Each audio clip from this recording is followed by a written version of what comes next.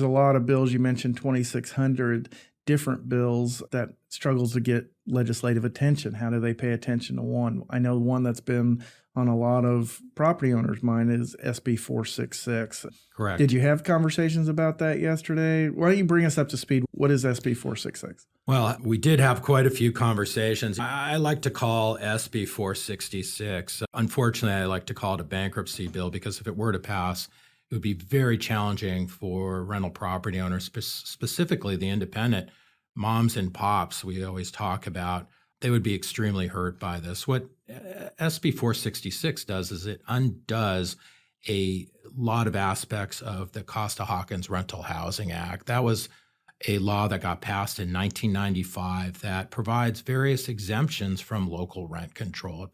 It basically, in general, exempts all from local rent control, all construction built 1995 and later.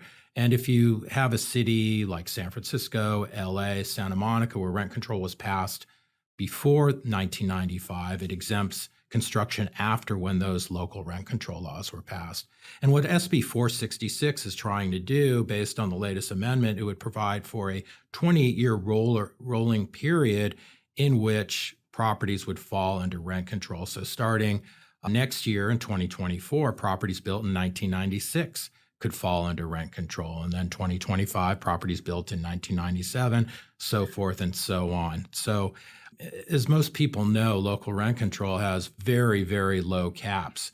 And those annual caps could be somewhere to 3%, depending on the city, or some small percentage of the change in the consumer price index. And so we can't let that happen. We would never get any new construction in this state if developers were facing local rent control after just 28 years. They've never recouped their investment. And we have a housing shortage here, particularly of affordable housing, and we need to encourage construction. And SB 466 would have a terrible unintended consequence if it were to pass.